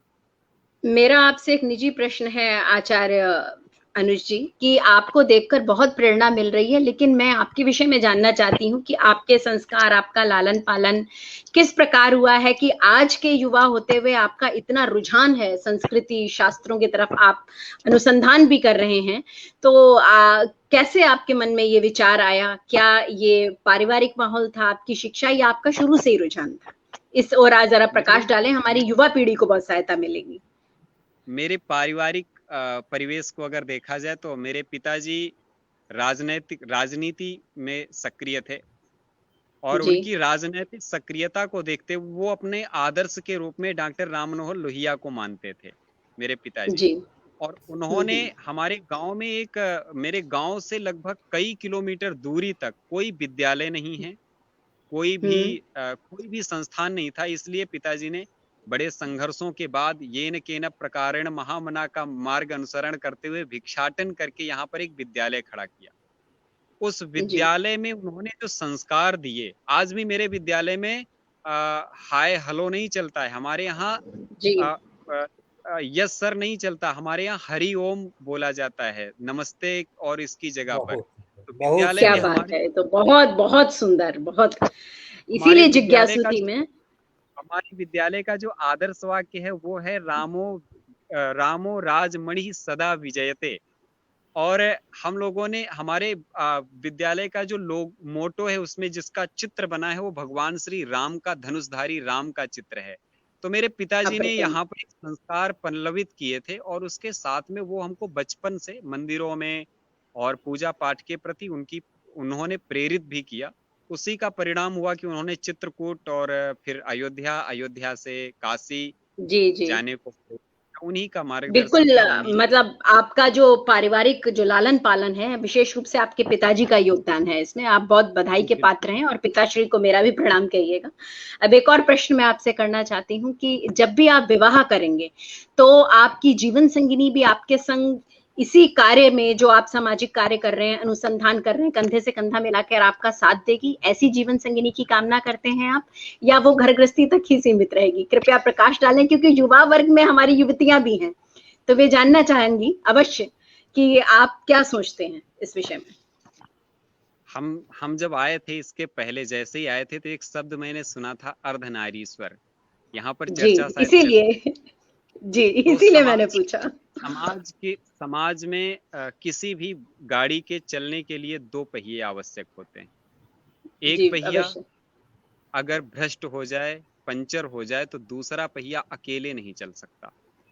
एक गृहस्थ जीवन का पालन करते हुए कोई व्यक्ति अगर अपने जीवन में कुछ सामाजिक कार्यों को करना चाहता है, तो उसको पत्नी का सहयोग नितांत आवश्यक है। वो बिना पत्नी के सहयोग के नहीं चल सकता। मुझे सरदार वल्लभ भाई पटेल की याद आती है कि सरदार वल्लभ भाई पटेल की धर्मपत्नी एक वाक्य कहा करती थी, जब उनसे महिलाएं पूछती थी कि आपके पति तो आपको 15-15 दिन, महीना एक महीना समय नहीं देते, आपको कैसा लगता है? तो उन्होंने उत्तर दिया था कि मुझे लगता है कि वो साधना कर रहे हैं और मैं उनकी साधना में उनका सहयोग कर रही हूँ, तो मैं भी साधना कर रही हूँ। तो कभी कभी लगता है कि विचार आपके साधना होती है, उस साधना में पत्नी का साहचर्य चाहिए, और कोई भी एक दूसरे से विमुख होकर के साधना के पथ पर एक कदम नहीं चल सकता। तो आपकी जो होने वाली भावी धर्मपत्नी होंगी वो भी विदुषी होंगी और आपके संग इस महायज्ञ में सहयोग करेंगी। बहुत उत्तम विचार आपके, हमारी युवतियां बहुत प्रसन्न होंगी सुन के। बहुत शुभकामनाएं आपको। ये तो ईश्वर पर निर्भर है, वो कैसा क्या आगे का जीवन। हाँ, ईश्वर पर तो निर्भर है, किंतु आपकी भी तो ये इच्छा है ना कि भाई बराबर का साथ देने वाली हो, पढ़ी लिखी युवती हो, संस्कारवान हो, शास्त्रों की ज्ञाता हो। ये बहुत बड़ी बात है। तो बहुत उत्तम विचार हैं आपके, क्योंकि युवा पीढ़ी देख रही है। अब आप युवा पीढ़ी के लिए कोई संदेश दीजिए कि क्या किया जाए, किस तरीके से येन केन प्रकारेण हमारी जो युवा पीढ़ी है, जो वेस्टर्न एजुकेशन से ही पली बड़ी है, क्योंकि सारे शास्त्र जो हैं, वेद उपनिषद, आप तो ज्ञाता हैं, सभी लोग यहाँ ज्ञाता है, सबको पता है उनका आधार वैज्ञानिक ही है। सनातन संस्कृति का एक्चुअली आधार ही पूरा का पूरा वास्तव में वैज्ञानिक है। तो क्या करें हम कि उन युवाओं का रुझान यहाँ लाएं? एजुकेशन सिस्टम एक षड्यंत्र है, मैं मानती हूँ, पाठ्यक्रम में नहीं पढ़ाया जाता। क्या आप युवा होने के नाते कोई सुझाव दे सकते हैं? जैसे आपके मित्र आपसे प्रभावित होते होंगे, तो आप क्या करते हैं? जी बिल्कुल, हम सबसे यही एक ही प्रार्थना, हमारी सबसे प्रार्थना है, सबसे हाथ जोड़ करके करबद्ध प्रार्थना है जी, कि हम विस्तार चाहे कितना भी कर लें, हम अपनी जड़ों को नहीं भूल सकते। हम सबको अपनी जड़ों की तरफ वापस लौटना पड़ेगा। हम बिना राम, कृष्ण और जिन गौतम को जाने भारत को नहीं जान सकते। अगर भारत को जानना है तो राम को, कृष्ण को, महावीर को और गौतम को जानना पड़ेगा। जब तक आप इनको नहीं जानेंगे तब तक भारत को नहीं जान सकते। इसलिए कृपया आप कुछ भी पढ़ें, कहीं भी कुछ भी करें, लेकिन अपनी जड़ों की तरफ जरूर लौटें। आचार्य जैसे हमारे महर्षि दयानंद ने कहा था कि वेदों की ओर लौटो, तो मैं भी कहता हूँ अपने जड़ों की ओर जरूर लौटो। एक बार जरूर उनकी तरफ देखो, एक बार निहारो। बहुत सुंदर कहा आपने रामानुज जी। आपने एक बात ये जो संदेश दिया कि हमें अपने जड़ों की तरफ लौटना ही पड़ेगा। जब तक हम अपने जड़ों की तरफ नहीं लौटेंगे, हम अपने को पुनः उस स्थान पर नहीं स्थापित कर सकते जो स्थान कोई 2000 वर्ष पूर्व हमारा हुआ करता था। मैं यहाँ हुआ करता था पर विशेष जोर दूंगा, हमें उस स्थान को पुनः वापस प्राप्त करना है। मैं इस विषय में एक बात कह रहा हूँ कि अजय जी से मैं पूछ रहा हूँ, अजय जी आप भी इस विषय में काफी कुछ लिखते रहते हैं। अभी आपने भी, मैंने पढ़ा था कहीं कि आपने भी वैज्ञानिक दृष्टि से हमारे शास्त्रों में अणु के बारे में कुछ लिखा था। हाँ, क्या आप बताएंगे क्या आपने क्या लिखा था? जी सुरेश सर, बहुत बहुत धन्यवाद। एक्चुअली मैंने एक कविता लिखी थी और उस कविता का जो पृष्ठभूमि वो यही है कि विज्ञान पहले आया या पहले आए ज्ञानी। तो मेरे ख्याल से तो विज्ञान तो बहुत नया है। रस परिवर्तन के लिए स्वागत है। कुछ रस परिवर्तन के लिए सुनाइए। जी अजय जी, स्वागत है आपका। हमारे देश में जैसे अभी आदरणीय वैद्य सर ने बताया, रामानुज जी ने बताया कि ज्ञानी तो बहुत, और ज्ञान और ज्ञानी वेद शास्त्र बहुत पुराने हैं, विज्ञान तो बहुत नई चीज है, मेरा ये मानना है। लेकिन विज्ञान तर्क पर आधारित है और कहीं ना कहीं जो अध्यात्म होता है वो श्रद्धा पर भी आधारित होता है। विज्ञान और अध्यात्म में जो आपस में जो सबसे बड़ी समस्या आती है वो यही आती है, श्रद्धा और तर्क की। तो ठीक है, श्रद्धा का भी अपना स्थान है, तर्क का भी अपना स्थान है। और मेरी कविता ये कहती है कि विज्ञान और ज्ञान कौन बड़ा, देखते हैं, अच्छा लगेगा, मैं आशा करता हूँ। विज्ञान पहले आया या पहले आए ज्ञानी, मानव की आवश्यकता और शोध की रवानी। अब ध्यान धर के सुनिए अचरज भरी पुरानी, अब ध्यान धर के सुनिए अचरज भरी पुरानी। विज्ञान की कहानी, इतिहास की जुबानी। अब सुनते हैं विज्ञान की कहानी। चिकित्सा विज्ञान कहाँ से आया? सुश्रुत चरक थे सर्जन फिजिशियन हमारे, अष्टांग आयुर्वेदम उपचार करते सारे। अब वो सब कहाँ चले गए, मैं ज्ञानी जनों से पूछना चाहता हूँ। सुश्रुत चरक थे सर्जन फिजिशियन हमारे, अष्टांग आयुर्वेदम उपचार करते सारे। विज्ञान बन चिकित्सा धरती पे आई थी जब, आरोग्य के प्रदाता धनवंतरी पधारे। जब महाराज धनवंतरी आए तभी मेडिकल साइंस का जन्म हुआ, उसके पहले तो कोई जानता नहीं था मेडिकल साइंस को। तो अब जो महाराज धनवंतरी आए वो उनका वर्णन हमें वेदों में मिलेगा, आयुर्वेद में मिलेगा। तो हमें समझ में आ गया कि चिकित्सा विज्ञान की उत्पत्ति कहाँ से हुई। खगोल विज्ञान के बारे में बात करते हैं। धरती का गुरुत्वाकर्षण वराह मिहिर सुझाते, उसके पहले किसी को नहीं पता था। न्यूटन वगैरह तो बहुत बाद में है। अपनी धुरी पे घूमे ये आर्यभट्ट बताते, कुछ सालों पहले, कुछ सैकड़ों साल पहले ही ये हमारे जो नए वैज्ञानिकों को पता चला कि धरती अपनी धुरी पे घूमती है। आर्यभट्ट ने तो कई हजार साल पहले लिख दिया था ये। और वेदांग ज्योतिषम में लाबद खगोल लिख गए। पहले एस्ट्रोलॉजी और एस्ट्रोनॉमी एक ही होती थी, तो जो आचार्य ऋषिवर लाबद हुए उन्होंने वेदांग ज्योतिषम में सब कुछ लिख दिया पहले से ही, एस्ट्रोलॉजी भी और एस्ट्रोनॉमी भी। वेदांग ज्योतिषम में लाबद खगोल लिख गए, भूकरती रवि के फेरे ये याज्ञवल्क्य बताते, भूकरती रवि के फेरे ये याज्ञवल्क्य बताते। और अब हम बात करते हैं सुरेश्वर परमाणु विज्ञान की। जी, भारत में सदियों पहले अणुओं का ज्ञान आया, सदियों पहले, और तब सूक्ष्म और महत्व का गुण विश्व जान पाया। वैशेषिक दर्शनम में ऋषिवर कणाद ने स्वयं, वैशेषिक दर्शनम में ऋषिवर कणाद ने स्वयं, द्रव्यों के सूक्ष्मतम कण परमाणु को बताया। तो ऋषिवर कणाद का नाम ही कणाद इसी वजह से पड़ा था कि उन्होंने परमाणु को बताया था। अब वेद जो हमारे हैं विज्ञान के स्रोत हैं, इसमें किसी को कोई भी संशय नहीं होना चाहिए जी। विज्ञान वेद के हम अब तक न जान पाए, सृष्टि स्थिति प्रलय के कितने मर्म बताए। विज्ञान अभी सृष्टि स्थिति और प्रलय के बारे में तो जानता ही नहीं है। विज्ञान वेद के हम अब तक न जान पाए, सृष्टि स्थिति प्रलय के कितने मर्म बताए।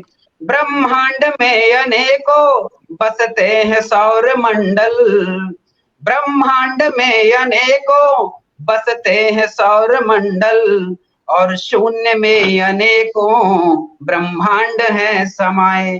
कितने ब्रह्मांड हैं, हम तो एक सौर मंडल की बात करते हैं, कितने सारे ऐसे ब्रह्मांड हैं हमारे वेद बताते हैं। विज्ञान तो अभी तक पहुंच ही नहीं पाया वहां तक। और अब मैं विज्ञान के समक्ष कुछ यक्ष प्रश्न रखता हूं। विज्ञान से मेरा प्रश्न है कि क्यों अग्नि ज्वाला जल कर ऊपर की ओर जाए, नीचे क्यों नहीं जाती, दाएं बाएं क्यों नहीं चली जाती। आकर्ष या विकर्षण चुंबक में कैसे आए। प्रश्न बहुत सारे हैं, लेकिन एक कविता में सारे प्रश्नों को समाहित करना इतना आसान नहीं था, इसलिए मैंने 2-3 रखे। फिर भी आपने गागर में सागर भरा। जी कामना जी, मैं पूरा करता हूँ कि क्यों अग्नि ज्वाला जल कर ऊपर की ओर जाए, आकर्ष या विकर्षण चुंबक में कैसे आए, जीवित तथा मृतक में जो भेद चेतना का, जीवित और मृतक में केवल एक चेतना का ही अंतर होता है, जीवित तथा मृतक में जो भेद चेतना का, आती कहाँ से है वो वापस कहाँ को जाए, आती कहाँ से है वो वापस कहाँ को जाए। बहुत बहुत धन्यवाद इधर मंच से सुनने के लिए। बहुत सुंदर, आपने गागर में सागर भर दिया। अजय, आपने रस परिवर्तन के साथ साथ कुछ प्रश्न ऐसे उछाल दिए कि हम चिंतन के लिए मजबूर हैं। मेरे को लगता है कि भूल के रामानुज जी का संबंध कट चुका है। मेरा उनसे एक प्रश्न था, आएंगे तब कर लूंगा। तब तक उसी प्रश्न को आगे बढ़ाते हुए मैं वैद्य जी से पूछना चाहूंगा कि हमारे वेदों के अंदर ऋग्वेद के 10वें मंडल में नास्तिकीय सूत्र है। तो नास्तिकीय सूत्र में सृष्टि की रचना के बारे में बताया गया है। तो उसके अंदर जो नास्तिकीय सूत्र में है, गॉड पार्टिकल और ब्लैक होल के बारे में इनडायरेक्टली कहें या डायरेक्टली कहें, उसका विवरण है। आपका इसके बारे में क्या विचार है कि कहाँ तक, कितने नजदीक तक उसमें कहा गया है, या ये सिर्फ हम लोगों की झूठ मूठ की परिकल्पना है अपने को बड़ा दिखाने की कि चलो हमारे यहाँ तो बहुत पहले लिख दिया गया था। हाँ, ये परिकल्पना है या सच में उसमें कुछ तथ्य है? भगवान सब जान करके, देखिए मैं शुरुआत इस तरह करना चाहता हूँ। प्रश्न बहुत पीछे तक ले जाता है आपका और भविष्य में भी ले जाता है। आपका प्रश्न भूत और भविष्य को जोड़ता है, वर्तमान बनाता है। मैं ये देखता हूँ कि वेद जो है वो सिर्फ किताबों में लिखे छपे जड़ शब्द मात्र नहीं है। वेद एक जीवंत जागतिक प्रक्रिया है जो सतत मेरे साथ है। सतत मेरे इस शरीर के छूटने के बाद भी वेद मेरे साथ है। वेद माने संवेदना के स्तर पर अनुभव करना। ये अनुभव करने का काम जो है वो चेतना का है। उस चैतन्य इकाई को जिसको विज्ञान स्वीकार नहीं करता, वो चैतन्य इकाई जो है इस पार या उस पार। अनुज जी आ गए हैं, मैं अनुज जी के लिए आदर सहित आपकी उपस्थिति में बोल रहा हूं भगवान। तो ये जो चेतना है उसको विज्ञान नहीं स्वीकार करता, लेकिन भारत की भी आज आवश्यकता है कि वेद को जीवंत जागतिक वर्तमान प्रक्रिया समझकर और उसको नए संदर्भों में कहा जाए। जैसे तंजानिया के मित्र अजय गोयल जी और आप भी कई जगह मेरी सहायता करते हैं। आपने नासदीय सूक्त का जो मंत्र मेरे ध्यान में दिलाया, जिसमें सृष्टि की पूरी रचना और ब्लैक होल वगैरह कई सारी समस्याएं जो अभी तक स्टीफन हॉकिंस ने तो समस्या बनाकर ही छोड़ी हुई है जी। हमारे उसमें देखिए E=mc² जो है वो बहुत पहले कह दिया गया कि ईश्वर की जो प्रेरणा है वही कण कण में व्याप्त होकर के पत्ता पत्ता हिलाती और चलाती है। ये जो ऊर्जा दिखती नहीं, तो सारी ऊर्जा जो है वो डार्क मैटर, डार्क एनर्जी हम शब्द प्रयोग करते हैं, तो डार्क एनर्जी के खाते में पड़ी है। डार्क एनर्जी के परे और ये ब्लैक होल की वगैरह सारी संकल्पनाएं जहां विज्ञान अटका हुआ है वो सत्य है, वो कोरी कल्पना नहीं है। सृष्टि के बनने की पूरी प्रक्रिया आज तो देखिए, आज तो सर्वज्ञात हो गई है। आज कोई बिग बैंग की थ्योरी में अटका नहीं रहेगा। बिग बैंग की थ्योरी सृष्टि की रचना में कारक नहीं है। मूल सूत्र यह है कि जितने परमाणु चाहे मैटर के हों चाहे चेतना के हों, चेतना का भी परमाणु है और जड़ पदार्थ का भी परमाणु है। फर्क इतना ही है कि जड़ पदार्थ के परमाणु है वो नश्वर है, चैतन्य परमाणु है जो शाश्वत है, सतत है, बिल्कुल शरीर छूटने के बाद भी वो है, बने हुए हैं। तो ये इतने से फर्क के साथ, लेकिन परिवर्तन जो है वो एक अवश्यम भावी घटना सबके साथ जुड़ी हुई है। जैन दर्शन का जो पुद्गल शब्द है, पैदा होना और गलना, उसमें इनबिल्ट है बने रहना। बिल्कुल बिल्कुल। बनना, मिटना और बीच में स्थिति बने रहना, ये तीन अवस्थाएं ये सतत हैं। ये हमको निरंतरता का व्याख्यान है जो हमारे वेदों में और सारे सूत्रों में बड़ा पड़ा है, उल्लिखित है जी।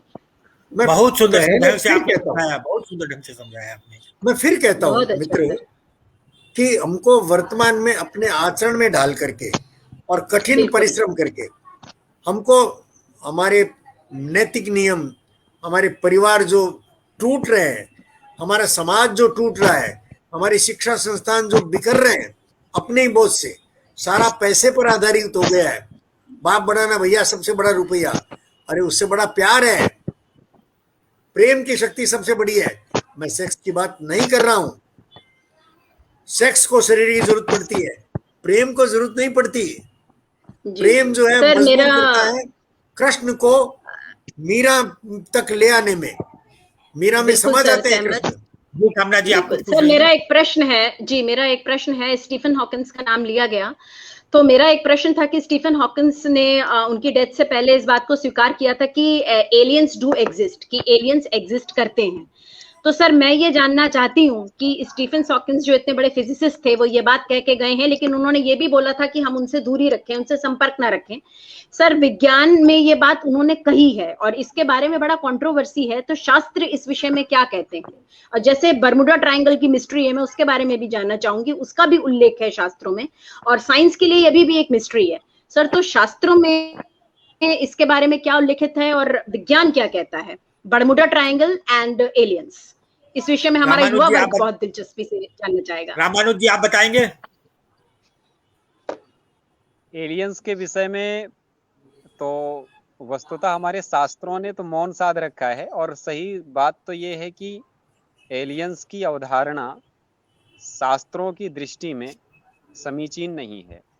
हमारे यहाँ पर सूक्ष्म शरीर का संसरण होता है। संसरण, सूक्ष्म शरीर का संसरण तब तक होता है जब तक वो आत्म तत्व का ज्ञान नहीं हो जाता। आत्म तत्व की विज्ञता के बाद सूक्ष्म शरीर भी तुरंत जन्म ले लेता है। यहाँ तक सूक्ष्म शरीर को पुनर्जन्म की स्थिति के विषय में ये बताया गया है, जैसे जोंक एक स्थान को दूसरे स्थान पर जाने के लिए सबसे पहले जो जिस स्थान पर उसको पहुंचना है उस स्थान को पहले पकड़ती, बाद में दूसरा स्थान छोड़ती है। उसी तरीके से जो हमारा सूक्ष्म शरीर है वो जैसे ही छोड़ता है तो पहले वो दूसरे शरीर को पकड़ लेता है, बाद में कोई दूसरा शरीर छोड़ता है। तो ये एक प्रक्रिया है हमारी।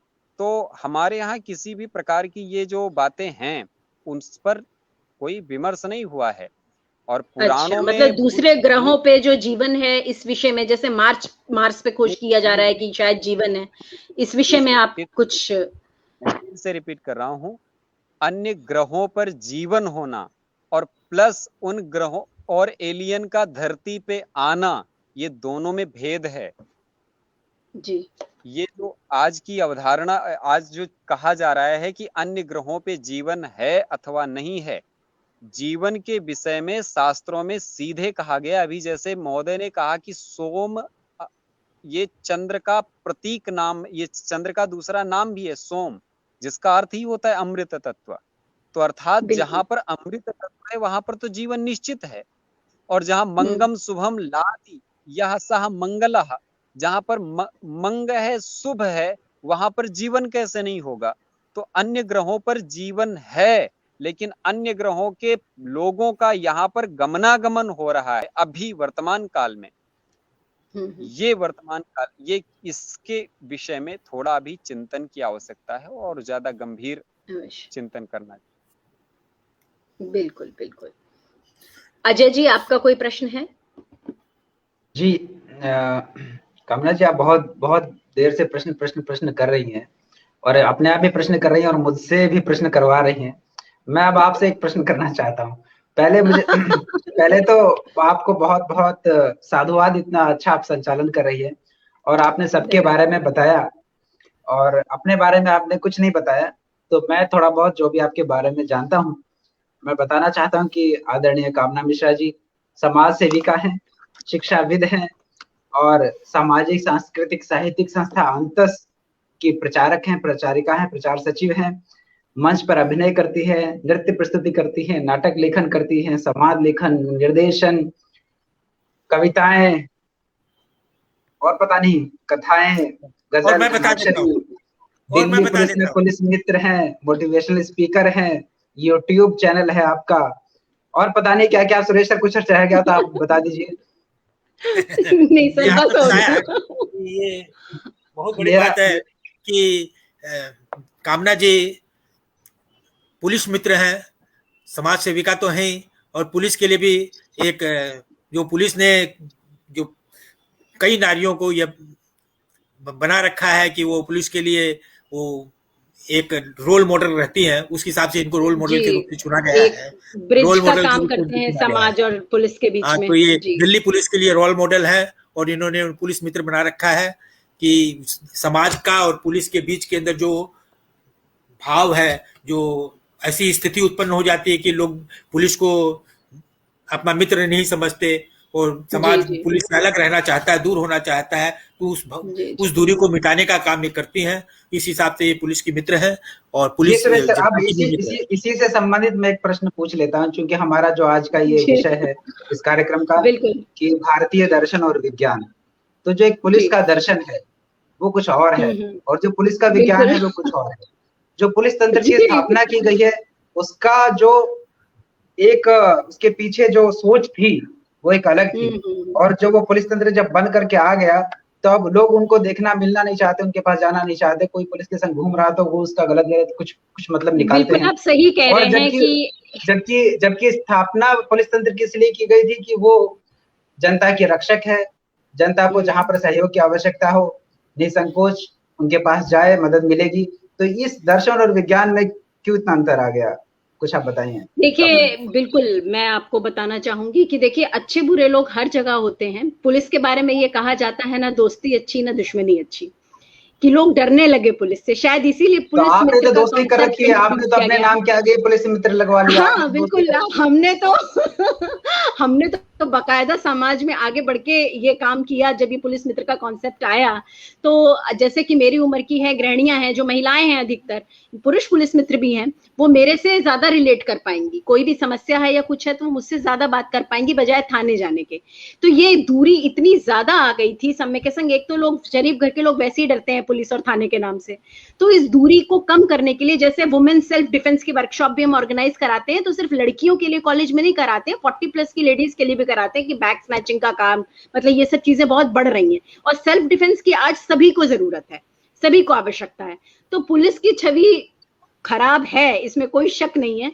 उसी को सुधारने हेतु हमने ये दिल्ली सरकार ने ये फैसला लिया कि कामना जी हर साल कार्ड रिन्यू होता है। कामना जी, नट सेल में कहूं कि आप पुलिस छवि सुधारक हैं।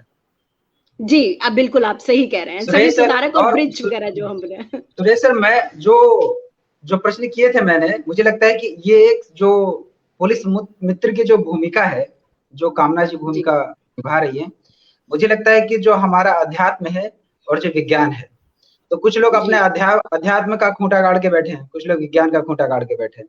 तो उन दोनों को मिलाने के लिए कहीं ना कहीं हमें अध्यात्म और विज्ञान का मित्र चाहिए जो उन दोनों को मिला सके। बिल्कुल सही तो वैसे ही मित्र चाहिए।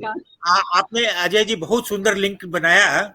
इस बहुत अच्छी बात कही आपने। ये लिंक तभी बनेगा, ये पुलिस मित्र के जगह अध्यात्म मित्र बोलिए, चाहे विज्ञान मित्र बोलिए, ये विज्ञान मित्र और अध्यात्म मित्र। मैं यहाँ आपको बताऊं, ऐसी एक मिनट, ऐसी गोष्ठियां ही करेंगी, ऐसी चर्चाएं करेंगी, रामानुज जी करेंगे, साधक जी करेंगे, और थोड़ा बहुत अगर प्रश्न हुआ बचा कुचा तो मैं भी कोशिश करके एक आध डंडा तो मार ही दूंगा।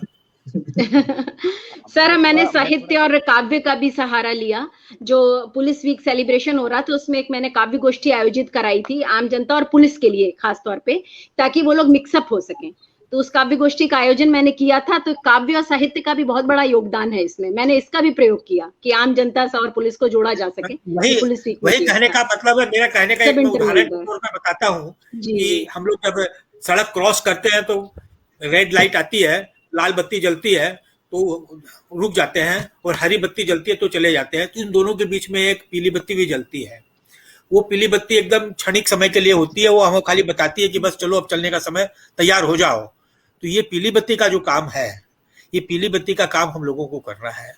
ये अध्यात्म और विज्ञान के बीच के अंदर ये पीली बत्ती हम लोगों को बनना है। और आज की चर्चाएं बनेगी, ऐसी चर्चाएं होंगी, ऐसी चर्चाएं अगर सफल होगी तो हम लोग पीली बत्ती बनकर हमारे युवाओं को, हमारी जनता को, हमारे भारत के लोगों को हम लोग एक रास्ता दिखाएंगे। और मैं तो चाहता हूं कि हर मंच के ऊपर ऐसी चर्चाएं होनी चाहिए, जिससे हमारे भारत के दर्शन को और डिफाइंड वे से, आज बहुत समय कम था क्योंकि चर्चा इतनी विशाल है, इतनी विशाल चर्चा है कि हम लोग एक विषय को, एक इस चीज को ही करेंगे तो घंटों लग सकते हैं, घंटों चर्चा कर सकते हैं। तो आज हम लोगों ने बहुत संक्षेप में इस पर चर्चा को किया है। ऑलरेडी 1.25 घंटे हो रहे हैं, 1.25 घंटे से ऊपर हो गया है, और चर्चा को रैप अप भी करना है, हम लोग को समाप्त करना है। सर रामानुज सर कुछ कहना चाह रहे थे, एक मिनट। मैं वही जा रहा हूँ। तो मैं अब 2-2 मिनट, 3-3 मिनट के लिए मैं सबसे कहूंगा कि अपना वक्तव्य दें और समाज इसको करें। सबसे पहले मैं वैद्य जी को बोलूंगा कि वो बोले, फिर स्नेहलता जी बोलेंगी, वैद्य जी बोलेंगे, स्नेहलता जी बोलेंगे, फिर रामानुज जी बोलेंगे, फिर हम लोग चर्चा को समाप्त करेंगे। हाँ वैद्य जी। आदरणीय वैद्य सर बोलिए। मैं इस प्रयत्न को प्रणाम करता हूँ। आप लोग दिग्गजों के सामने मैं कुछ बोल ही नहीं सकती। आप दिग्गज, चर्चा बहुत बढ़िया कम समय के लिए आए, कनेक्ट नहीं हो पाए, तो मतलब चर्चा में भी लगा बहुत कुछ, पूरी चर्चा पूरी नहीं हुई अभी, तृप्ति से अधिक अतृप्ति का भाव बना है। तो इस चर्चा को और आगे हम लोगों ने खाली चर्चा को टच किया है, आज खाली स्पर्श करके लोग आ रहे हैं, खाली स्पर्श करके इतना विशाल है सनातन धर्म, एक जीवन कम है पूरा। यदि हम शास्त्रों वेद्यों का अध्ययन करने बैठे हैं, अपने वेदों का, उपनिषदों का, तो एक जीवन कम पड़ जाएगा। तो इस चर्चा का क्रम यदि चलता रहे ना धारावाहिक रूप में, तो फिर ज्यादा मजा आएगा, मतलब क्लैरिटी होगी। नहीं तो ये वैद्य जी और अनुज जी अगर आप आज्ञा दें तो सप्ताह में एक दिन ये चर्चा हम लोग कंटिन्यू कर सकते हैं। एक दिन हम लोग, ये समय तो नहीं, और एक कोई समय नियत करके ये चर्चा हम लोग हर सप्ताह कर सकते हैं। अजय जी ने मेरे को कहा भी था कि सर एक सप्ताह में एक दिन ये चर्चा रखा जाए अध्यात्म के ऊपर, जिसमें हम लोग ग्रंथों के ऊपर भी चर्चा करेंगे, ये करेंगे, सब कुछ करेंगे। संत पुरुष को भी बुलाएंगे, संत पुरुष को तो बाद में बुलाएंगे, आगे हम लोग जो संत हैं हम लोगों की सुन ले जनता। बिल्कुल नहीं सर, बहुत वैज्ञानिकों को भी आमंत्रित किया जा सकता है, शास्त्र करेंगे हम लोग, करेंगे, सबको करेंगे हम लोग। बहुत अच्छा विचार है सर, बहुत इसको आगे बढ़ाएंगे, मिलेंगे तभी चर्चा बढ़ेगी। बहुत सुंदर विचार है। मेरे पिता भी वैज्ञानिक हैं सर, रिटायर्ड प्रिंसिपल साइंटिस्ट। तो उनको भी बुलाएंगे हम लोग, उनसे भी हम लोग बात करेंगे। आपने मुझे बताया था। जी आचार्य अनुज जी, आप रामानुज जी आप बोलिए।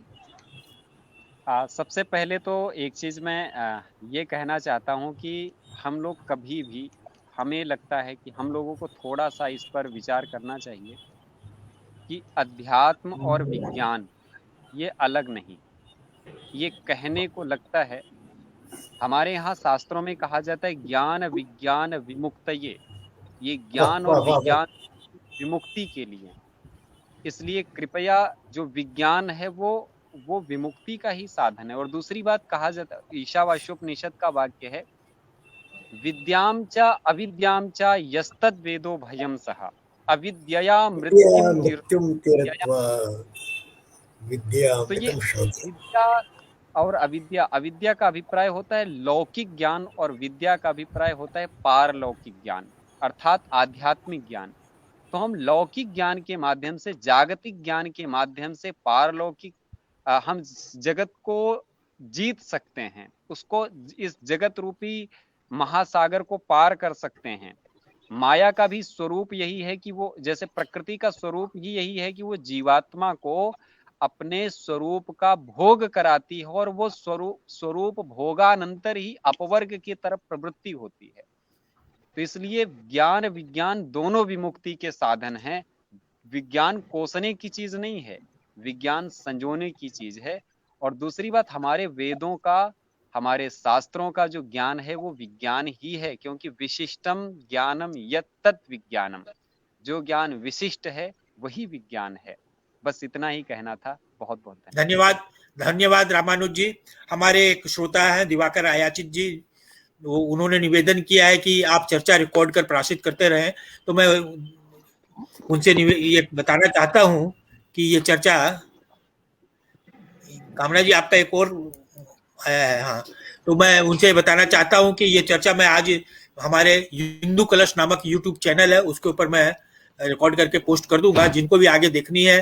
कामना जी आप भी कह रही थी, तो ये चर्चा हिंदू जी कलश, जी बिल्कुल, मैं अपने विद्यार्थियों से भी शेयर करना चाहती हूँ। मैं आपको सबको लिंक सुबह तक दे दूंगा, आप लोग सबको ही उस लिंक से हाँ इस चर्चा को जब चाहे तब देख सकते हैं।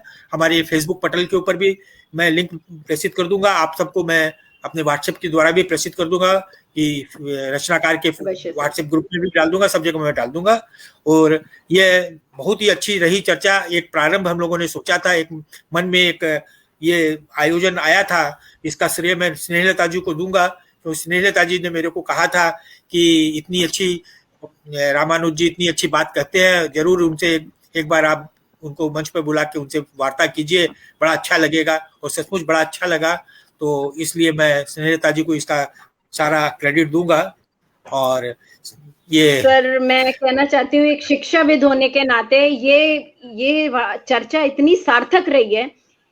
अपने बच्चों से, अपने विद्यार्थियों से, सभी से मैं साझा करना चाहूंगी, और ये कड़ी चले लगातार, ये क्रम लगातार चलता रहे, मेरी ऐसी हार्दिक इच्छा है। हम लोग रचनाकार के कार्यकारिणी समिति पटल पर, संचालन समिति पटल पर इसकी चर्चा करेंगे कि भाई इसको आगे साप्ताहिक गोष्ठी एक अलग समय पर की जाए। वो ऐसे समय पे की जाए, अगर समय रहा तो हम लोग दोपहर के अंदर हो या कभी भी हो, जैसा समय मिला हम लोग देख के चर्चा करके इसको निर्धारित करेंगे। तो साधक जी है, रामानुज जी है, ब्रह्म मुहूर्त का है। ब्रह्म मुहूर्त में तो देखिए क्या है कि सब लोग नहीं आ पाते हैं। आप उठ जाते हैं, और आपके पीछे पीछे मैं भी उठ जाता हूँ। महिलाओं को बहुत काम होता है, बहुत काम होता है महिलाओं को। आप उठ जाते हैं, मैं उठ जाता हूँ, हाँ, बाकी तो नहीं उठ पाते हैं। तो मैं देख लेंगे, हम लोग चर्चा करके समय निर्धारित करके करेंगे, और भी लोगों को हम लोग जोड़ेंगे, लोग को बुलाएंगे, आमंत्रित करेंगे, सबसे चर्चा करेंगे। जैसा कामना जी ने बताया, वैज्ञानिकों से को भी बुलाएंगे, छात्रों को भी बुलाएंगे, शिक्षाविद को भी बुलाएंगे, ज्योतिष शास्त्री भी बुलाए जा सकते हैं, तो और विस्तार हो जाएगा, और विस्तार हो जाएगा सर। हमारे संतों को बुलाएंगे, सबको चर्चा करेंगे। बहुत अच्छा रहा। आप सबको मैं बहुत बहुत कोटि से आभार प्रकट करता हूँ। बैद जी को तो अचानक बुला लिया, मैंने पकड़ लिया एकदम, यानी उसको बोलते हैं ना स्नेच कर लिया मैंने। हाँ, ये साधिकार प्रेम है सर, स्नेह है, ये स्नेह है। नहीं वो तो है, मेरे को उनसे पूछने की आवश्यकता नहीं रहती है। हाँ, ये तो वो मेरे को हमारा सौभाग्य सर, हम बहुत लाभान्वित हुए, और आप सभी सुविज्ञ जनों मेरे को पकड़ ले या मैं बैद जी को पकड़ लूं, हम लोग एक दूसरे को आपस में ये करते ही रहते हैं, कोई खास बात नहीं है। रामानुज के साथ भी ऐसी हमारे साथ कोई फॉर्मेलिटी वाली बात नहीं है, हमारे घर के ही हैं। हाँ, आज मैं जानता हूँ इनकी प्रतिभा को, इसलिए प्रतिभा को मैं सम्मान देता हूँ। मैंने इनकी प्रतिभा का तो लोहा तभी मान लिया था जब मैंने एक वाल्मीकि रामायण का एक श्लोक का अर्थ मुझसे कंफ्यूज हो रहा था, और ये कलकत्ता में थे, तब मैंने इनसे उनके श्लोक का अर्थ का पूरा निस्तारण करवाया था। हाँ, तो और उसका जिक्र मैंने अपनी किताब में किया है, बाकायदा मैंने उसका जिक्र अपनी किताब में किया है, और आपका नाम लेकर लिखा है, आपका नाम लेकर लिखा है मैंने कि मेरे मित्र सर, मैं आपको बिल्कुल धन्यवाद दूंगी कि आपने मुझे इतने बड़े बड़े प्रकांड विद्वानों के बीच में बैठाल दिया, मुझे ये अवसर दिया। इतना सुंदर संचालन, अब तो मेरा मन ये ललचा रहा है कि आगे का सारा संचालन आप ही बहुत। चलिए, आज की चर्चा बहुत सार्थक रही। कभी अगर स्नेहलता जी अगर परमिशन देगी तो उनको भी एक बार बैठा देंगे संचालन। बिल्कुल मैं सूचना दे रही हूँ कि रामानुज जी गीता की नियमित कक्षाएं लेते हैं। अरे बहुत अच्छी बात है ये तो। नियमित, तो कोई भी यदि जुड़ना चाहे तो स्वागत है। उपनिषदों पर भी शुरू किया था, आप शेयर कीजिएगा रामानुज जी, आप शेयर कीजिएगा। विज्ञान के ऐसा करें कि हम लोग बात करेंगे, लाइव हम लोग बंद कर देते हैं। जी जी जी जी। हाँ तो बहुत बहुत मैं धन्यवाद इस सभी को, का अभिवादन। आज सभी का धन्यवाद।